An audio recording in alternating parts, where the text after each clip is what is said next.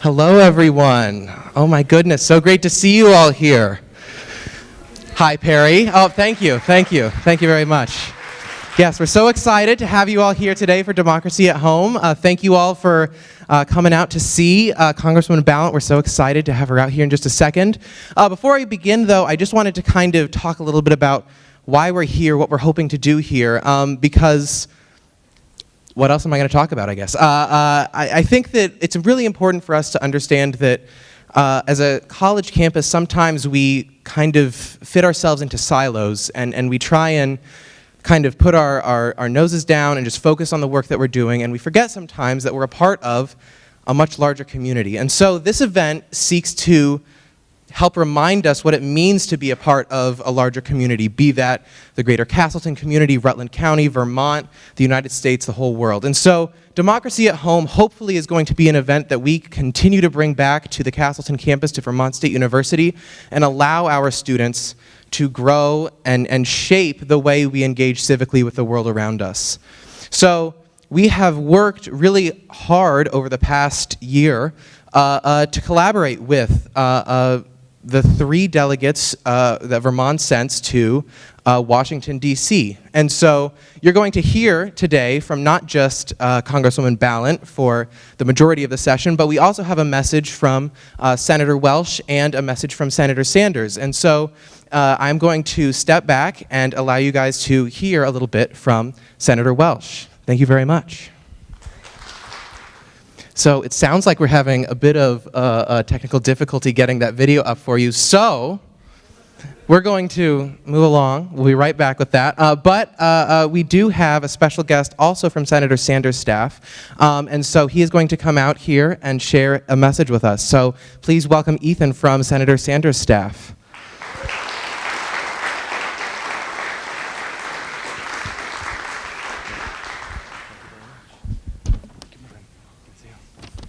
Good afternoon, how's it going? My name is Ethan Avendanya Lawrence. I'm an outreach representative for Senator Bernie Sanders. It is an honor to be here with you. Wonderful to see you all. I cover education as an outreach representative, including higher education, youth, and mental health care for the Senator, amongst other things, including the arts. But I'm here today to read a message from Senator Sanders. Unfortunately, he wasn't able to be here today. Busy schedules, we all understand, but it was important that our presence was felt here, especially with this really important discussion. Dear friends, I'm sorry my schedule does not allow me to join you, but I want to thank all the young people who are here today to come together for our democracy. Thank you to Professor Rich Clark. Can't quite see where you are. Anyway, Professor Rich Clark and Perry Raguzis for organizing this really important event. We are living in the most difficult moment in modern history. The American people today are angry. They are anxious about their present reality, and they're worried about their future. We have a corrupt political system, a dysfunctional government, and a growing economic anxiety for millions of Americans. Faith that our flawed democracy can respond to the needs of working families is ebbing. And more Americans believe that authoritarianism might be the way to go. If you feel anxious and overwhelmed about what's going on, I need you to know that you are not alone. And it is easy to understand why many fall into depression and cynicism. This is a state of mind. We have to resist, not only for ourselves, but for the future generations. The stakes are just too high. Despair is not an option. We must stand up and fight back. Whether they are Democrats, Republicans, or independents, Americans want change, real change. This happens when we stand up and we fight together against the forces that work so hard to divide and conquer us. Real change happens when millions of older people, young people, working people, low-income people, people of color, and folks in the LGBTQIA community come together to demand that our government works for all of us and not just the 1%. That our country respects the fundamental dignity of every human person. This is a moment in history that cannot be ignored. This is a struggle that we cannot sit out. The fate of our planet is at stake. Democracy is at stake. Human decency is at stake. However, I am optimistic about the future young people can play in creating a better future. I am hopeful, and I hope you are too. More than anything, today's event is about becoming involved in the political process. What's important is that you find your voice and that you use it. That is the essence of democracy, an informed citizenry that is engaged in the issues that impact their lives. Listen to people who disagree with you. Debate in a respectful manner. Learn and grow from those conversations. I am proud of the tremendous leadership you and other young people have shown, and I hope you will continue to stay engaged and move us forward to a stronger democracy. Keep up the great work. Senator Bernie Sanders.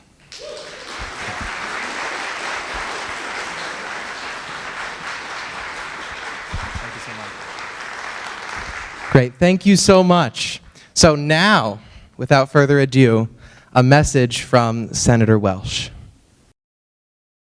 Hi, it's Peter Welch. Rich and Perry, thanks so much for organizing this really important event. It's incredibly important for all of us to be engaged in the democratic process, but you got to get started young and make it a lifetime commitment. And I'm inspired by what I see in rural communities all around Vermont. You know, neighbors helping neighbors, people engaged in their local communities, facing challenges together. And our democracy is imperiled by the endless fighting about nothing. But what I found is that the issues facing Vermont, when we focus on the issues, they are facing the folks in Kansas or Idaho. They need broadband. They need functioning community hospitals. Folks are concerned about the price of groceries. And the way to make progress is by acknowledging that many of the challenges we face are shared. And we can preserve our democracy by what is happening in this room and its engagement on those things that matter to all of us. So keep up the great work. I look forward to seeing you in Vermont soon. Yes, thank you. Great. Well, it is that time now that we officially begin with the forum part of our forum. So I'm going to introduce three very incredible, hardworking student moderators who have made today possible. The first, Thomas Harris, who is the current Vice President of Community Relations within our student government.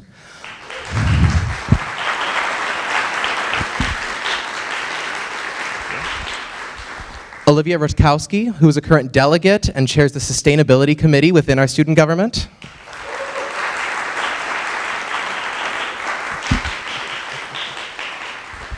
And Keon Morgan, the president of the Castleton NAACP chapter and a delegate on our student government.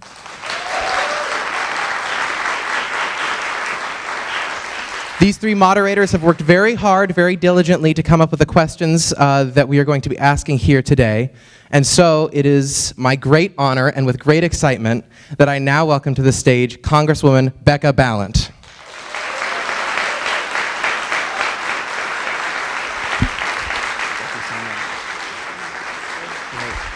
All righty, I'm turning it over now to Thomas Harris.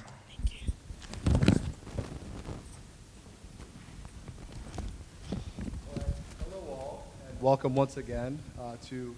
Is it on? No.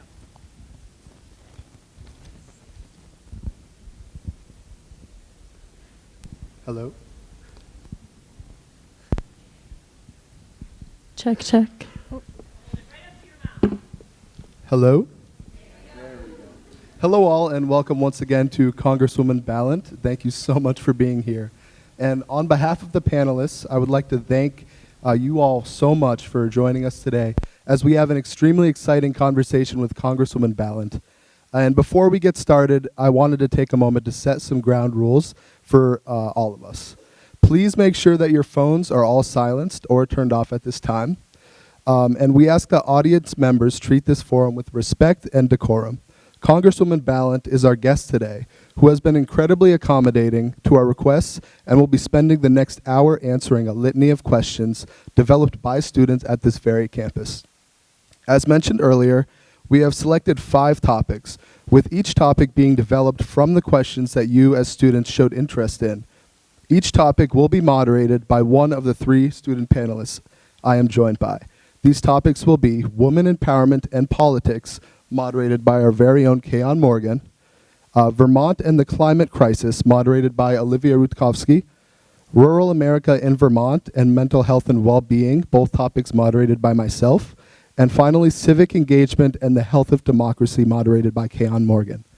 If at any point during today's event you have a question or concern that you would like to share with the event coordinators, please know that there are both representatives from our campus coordinators and Congresswoman Balint's office at the back of the theater. Please feel free to connect with them at any time so we can keep this event moving forward as smoothly as possible. Now, without further ado, I'm going to turn it over to Keon Morgan with our first set of questions. Thank you.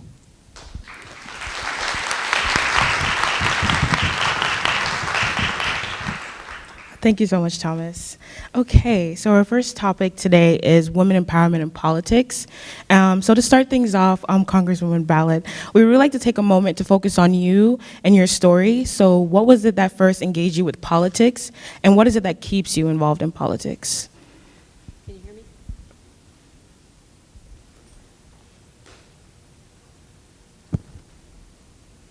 Can you hear me now? How about now? There we go.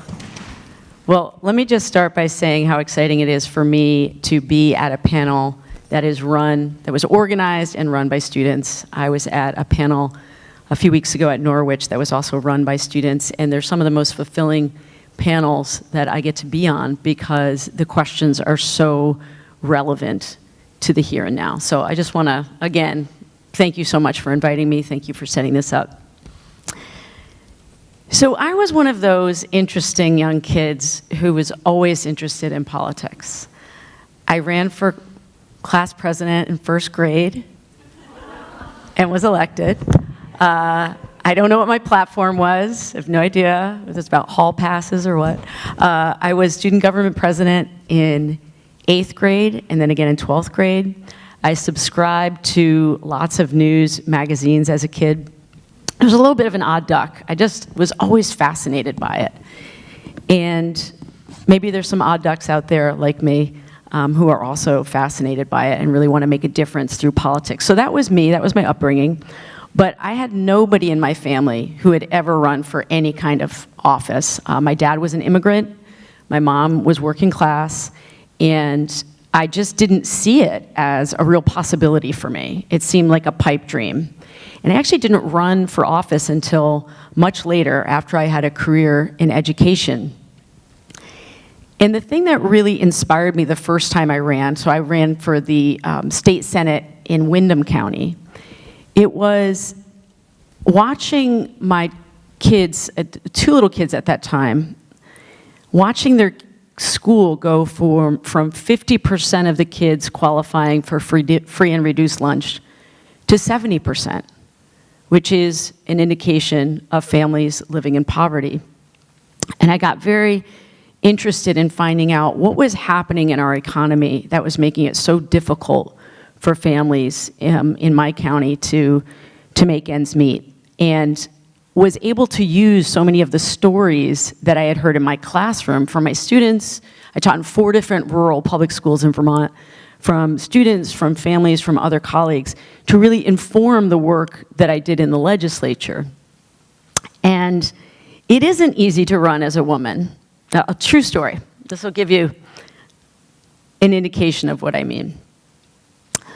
Last election cycle, I was campaigning with Peter Welch in the Quechee area of Vermont. And it was about climate change. And it was a great event. Bill McKibben was there. It was wonderful, huge turnout. The woman comes up to talk to me. I'm so excited because I think she's going to talk to me about climate change, which is what the whole thing was about. She comes up and she leans in and she said, "You really should think about getting Botox." And I was stunned and sort of chalked it up to, just a strange situation. I ran into that woman again at an event a week and a half ago. And she comes up to me and she says, "I don't know if you remember me, but..." I'm like, "Yeah, I remember you, lady." And she's like, "I don't know if you remember me, but I was that one that sort of, like maybe inappropriately or awkwardly, mentioned Botox." And I said, yeah, I remember you. And she said, so I apologize for that, but you really do need Botox. She doubled down. She doubled down. I mention this because it can get in your head. And I can guarantee you no one ever went up to Bernie Sanders or Peter Welch and told them they needed Botox, right? So there's that first level of being a woman politician, in that you are judged on your looks every day. And it is an added layer of stress that we have to deal with. And if you are also, I'm a member of the LGBTQ community, that's another layer. If you're a person of color, that is another layer of the obstacles, the challenges that you have before you even open your mouth. So that's the hard part. The exciting part right now is there's a lot of change happening. This incoming freshman class in Congress, most people of color, most LGBTQ members, the most first, like first Latina from the Midwest, the first immigrant queer person from California, like so many of us, and I being the first woman and the first openly gay person to serve from Vermont. Thank you.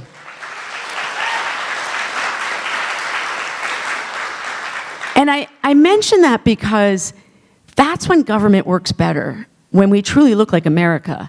And I was at the Vice President's house last year, which I can't believe I get to say that, but I do. And I looked around the table, and it really did look like America. So many women of color with me, so many men from working class backgrounds who never imagined that they would be in Congress. So change is coming. It's not coming fast enough, for sure.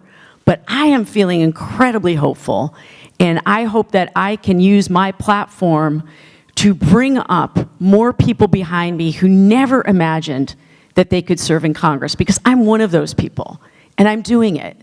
So if you have an inkling inside of you that you may want to run for office someday, please surround yourself with people who believe in you, and let's help make that possible.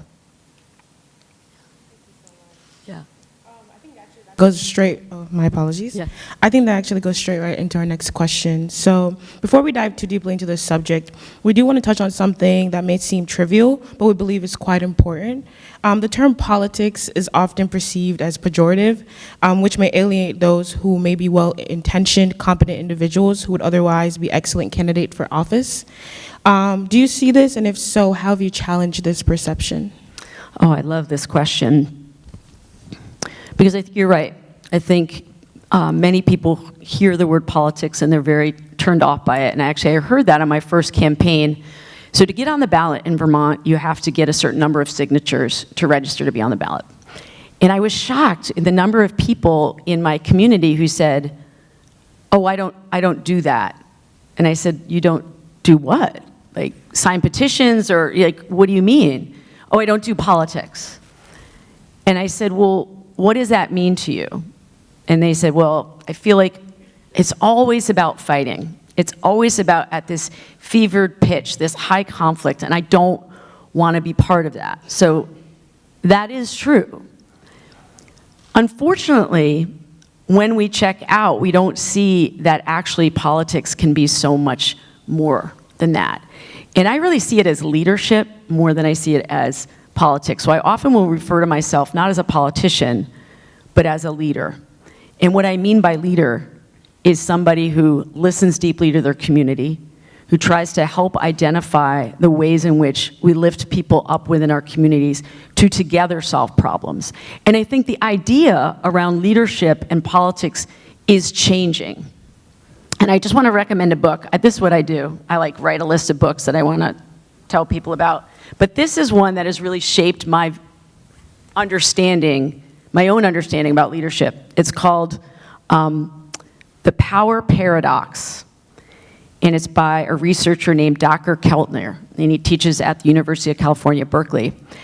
And one of the things that he noticed was, in his research, the things that draw people to you as a leader are listening deeply, being compassionate, finding connection, showing humility. Those are the things that people are attracted to when they're looking for a candidate. The paradox is, what we've seen is as people get more power, they lose those qualities. And it's been documented in numerous studies. So the job that we have to do as leaders who are trying to do it differently is to continue to nurture those qualities, so as you get more influence, as you get more power within whatever organization you're in, whether it's politics or whether it is a nonprofit or whether it is a company that you're working in, as you get more leadership power, don't lose the qualities that instilled trust in the people around you. And so I'm really hoping to change the conversation about what authentic leadership looks like. And I'll give you an example.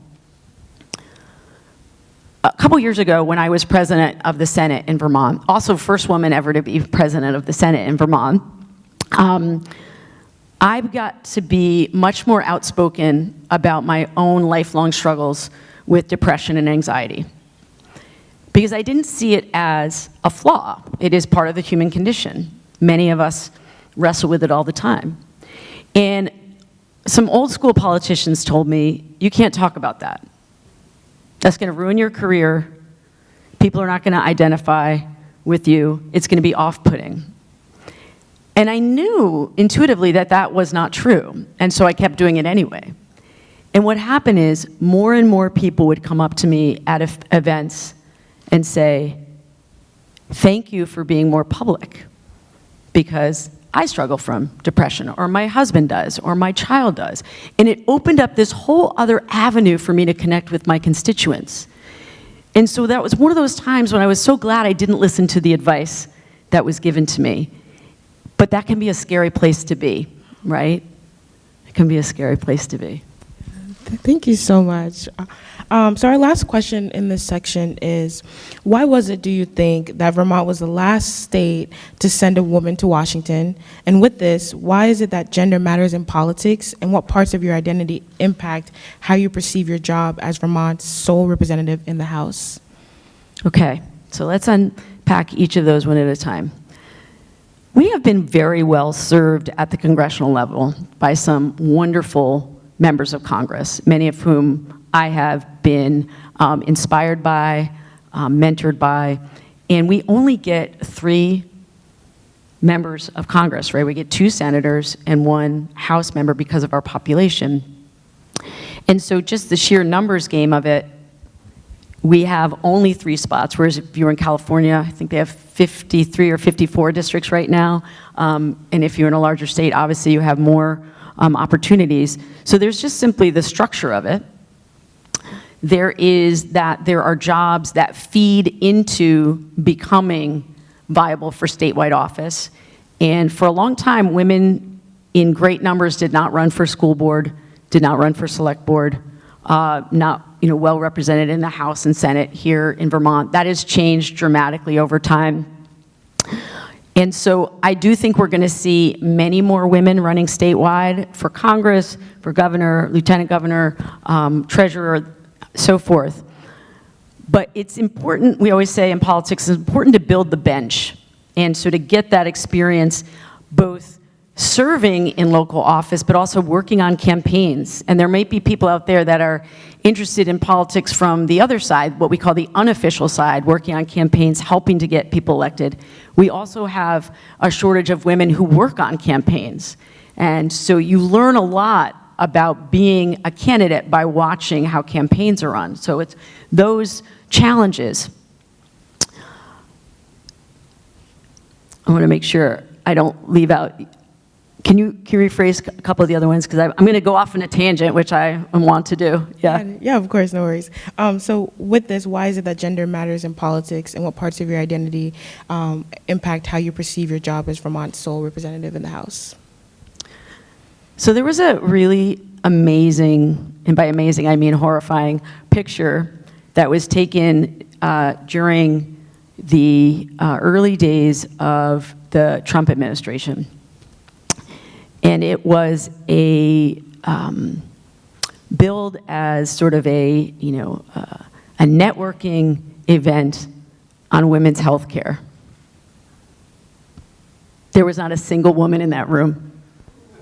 Not a single woman talking about how we deal with breast cancer, how we deal with reproductive rights, how we deal with menopause, postpartum depression. Not a single woman. And that's a very stark example. The conversation will absolutely change in a room when you have people, whether they are women, whether they are trans women, whether they are non-binary folks, who have the experience of having a uterus or menstruating or having a baby. And it was shocking to me that this picture made the rounds on national news, and it took days for people to start commenting on it because it was what we were so used to seeing. So conversations change, policy changes when you're in the room as a woman. And I can tell you, when I was the majority leader in the Vermont State Senate, we had some contentious caucus meetings when the women of the caucus really wanted to codify reproductive rights in statute, because we saw what was coming down the pike with the Supreme Court and legislative pushes across the country to restrict access to abortion. We wanted to codify it in statute and also eventually put it in the Vermont state constitution, which we did, both of those things. But we had conversations with our male colleagues saying, why are we doing this? Let's do something that is relevant to more Vermonters. Let's do some work that matters to people right now. And I can tell you, the women would huddle after those meetings and vent and be so frustrated and just it would give us that fire in the belly to continue to push the process. And the other thing that we got told were, you're exaggerating, you're overreacting, they're never gonna overturn Roe v. Wade. I can't tell you how many times I heard that. It's not gonna happen. So sometimes you have to be that voice, just pushing, even when people are dismissive. And I will also say, because I think it's important to say, I've also had incredible mentors who have been male politicians. And so I just want to be clear, this is not about, as a woman, I can only see leadership mentors in other women. But I do think it's important for us to acknowledge that policy is better when you have more perspectives around the table. Yeah, thank you so much. Absolutely. I'm going to move on to section 2. Yep.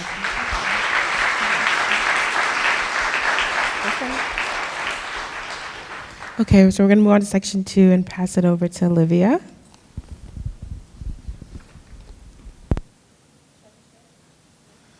You hear me? Oh, there we go. All right. So, Congresswoman Balint, as a federal legislator, how do you believe we should be tackling an existential crisis that demands dramatic national mobilization to address consequences that will occur decades in the future, especially when continuing to deal with important day-to-day issues that tend to dominate national conversations? Yeah.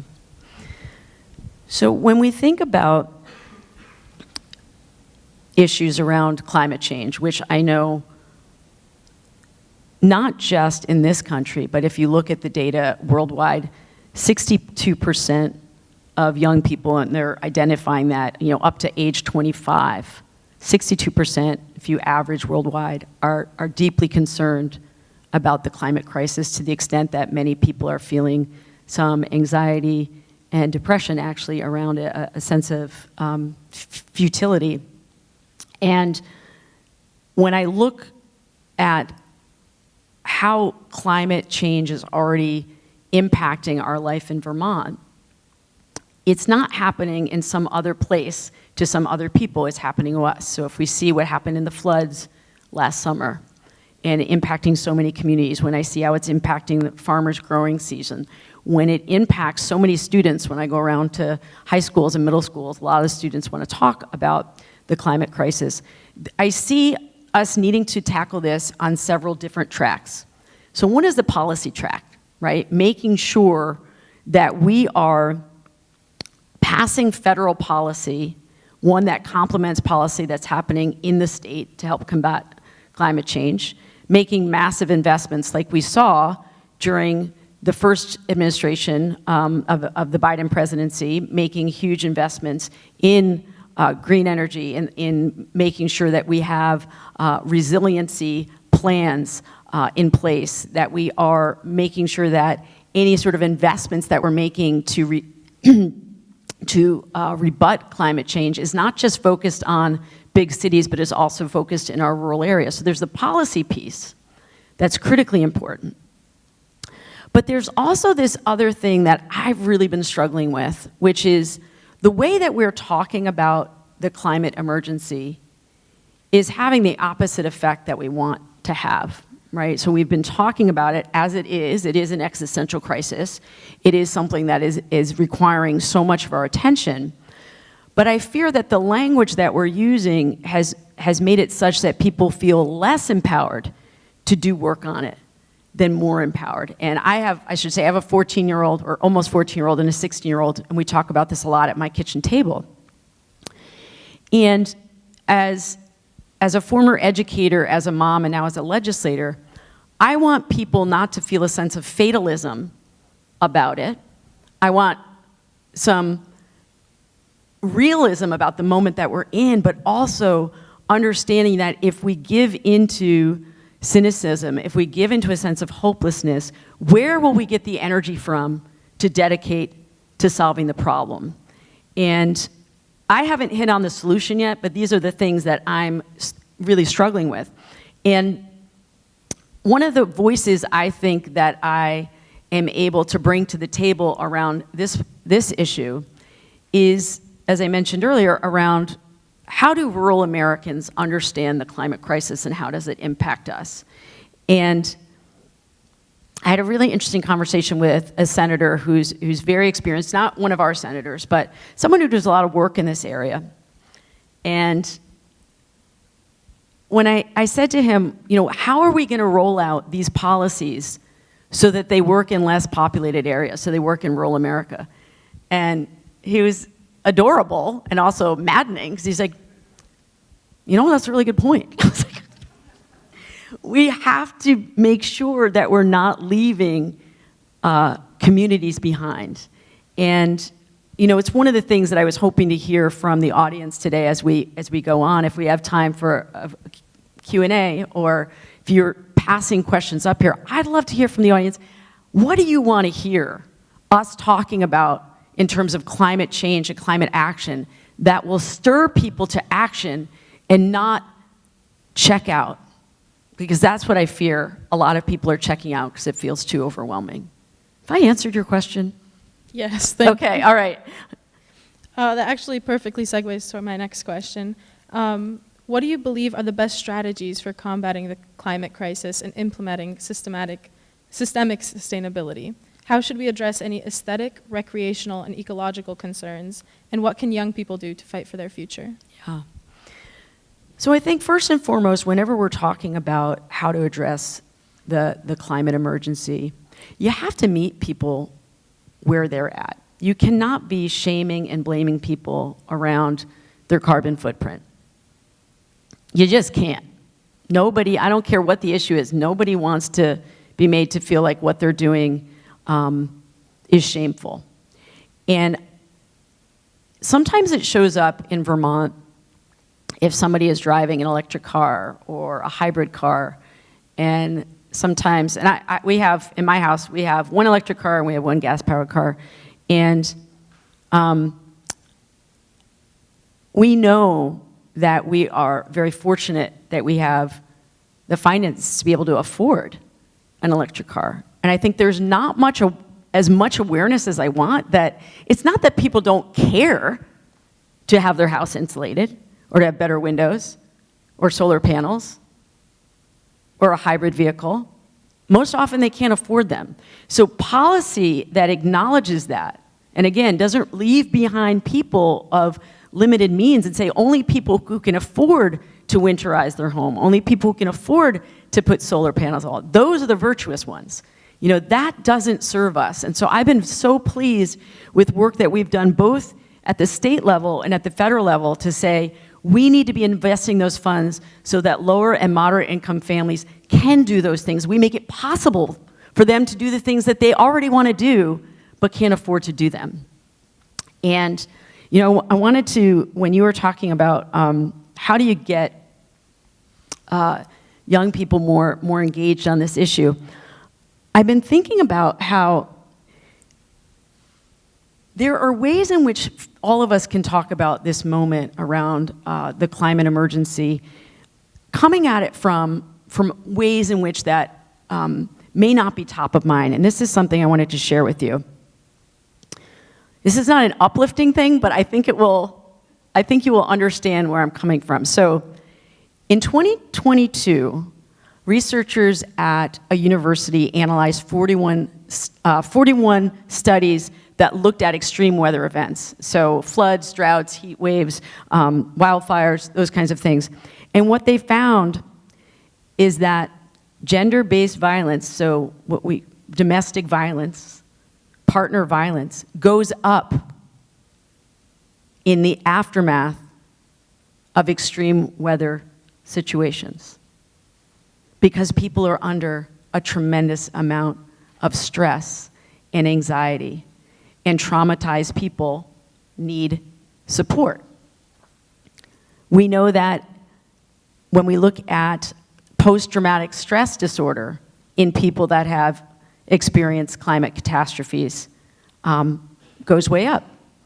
When you look at the rate of suicide in this country in the ag community as it relates to places that have had severe drought and hardship in trying to make their family farms work, goes up.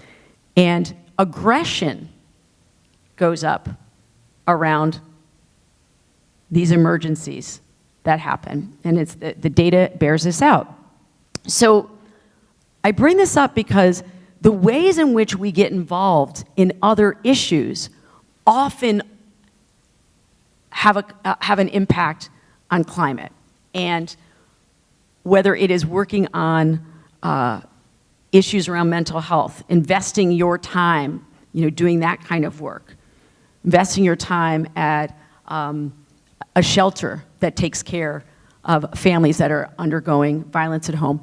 In my case, I have been doing so much work on housing, building more sustainable housing, building more housing that is more weather tight, that you can get involved in projects in your community that you don't think are necessarily related to the climate crisis, but they are, and all of that is important.